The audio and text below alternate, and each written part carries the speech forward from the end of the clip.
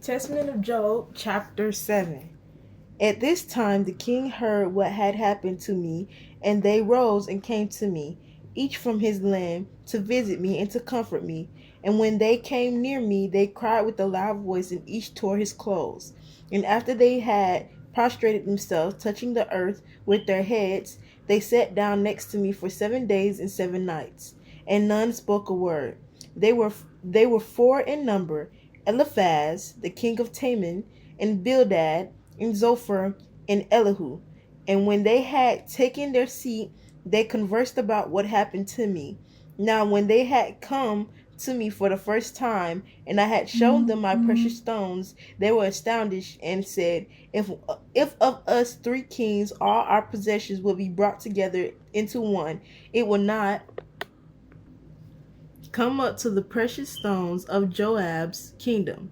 For you are a great nobility than all the people of the east.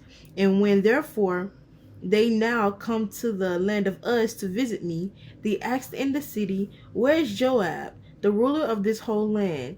And when they told them concerning and they told them concerning me, he sits on the dunghill outside of the city, for he has not entered the city for 7 years.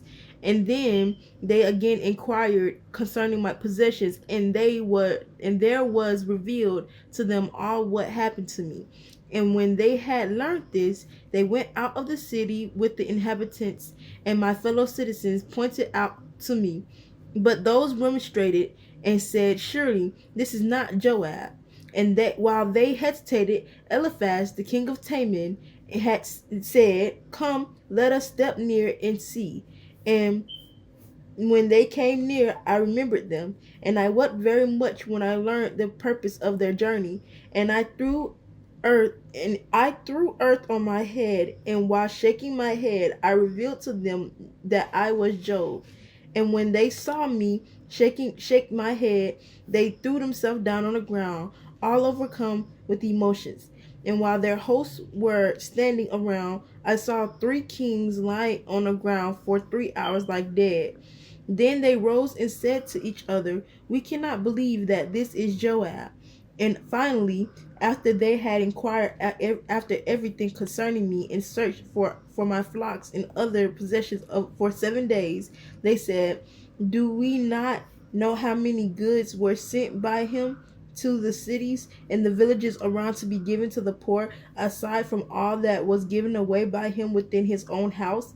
How then could he have fallen into such a state of perdition and misery? And after the 7 days, Elihu said to the kings, Come, let us step near and examine him accurately, whether he is truly Joab or not. And they, being not 4 sedah distant from his fitted body, rose and stepped near, carrying perfume in their hands, while their soldiers went with them and threw fragrance incense around them, so that they could come near. And after they had thus passed 3 hours, covering the way with aroma, they drew near. And Eliphaz began and said, You are indeed Job, our fellow king. Are you the one who owned the great glory? Are you he who once shone like the sun of day on the whole earth? Are you he who once resembled the moon and the stars, radiant throughout the night? And I answered him and said, I am. And thereon all wept and lamented, and they sung a royal song of lamentation. Their whole army joined them in a chorus. And again Eliphaz said to me, Are you he who had ordered 7,000 sheep to be given for the clothing of the poor? Where then has the glory of your throne gone? Are you he who had ordered 3,000 cattle to do the plowing of the field for the poor? Where then has your glory gone? Are you he who has golden couches, and now you sit on a dunghill? Where then has your glory gone? Are you he who had 60 tables set for the poor? Are you he who had censers for the fine perfume made of precious stones, and now you are in a fitted state? Where then has your glory gone? Are you he who had golden chandeliers set on silver stands, And now must you long for the natural gleam of the moon? Where then has your glory gone? Are you the one who had ointment made of the spices of frankincense, and now you are in a state of repulsiveness?